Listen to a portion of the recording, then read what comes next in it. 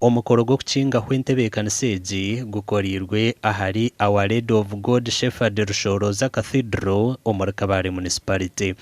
And household incomes are starting to be generated. We are already announcing a society that is starting to transit into building prosperous households, harmonious homes, beautiful and happy people.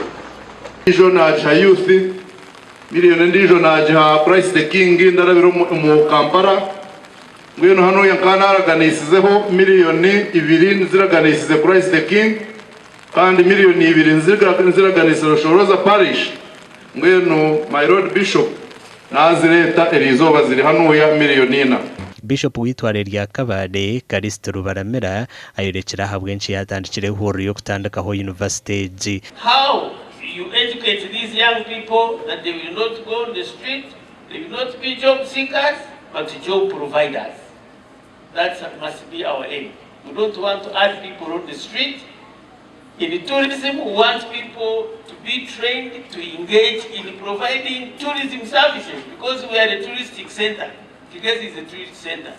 Minister w'ibyamakuru Dr. Chris Baryomunsi n'uwabira ryo mujenyi mukuru obwajwe kirenganzi yihanga Robina na Banja. The Minister wa ICT ate byakari magezi bikaleta mu egorancia no basoro korengana na University ya America ninga China ninga Europe utunge ba lecturers abarushomeza abana hano ya ukurabiro mu byoma badinjira hano ya physical kwemero mu kirasi konka ugire digital dashboards babase kushomeza ba lecturers bali hero.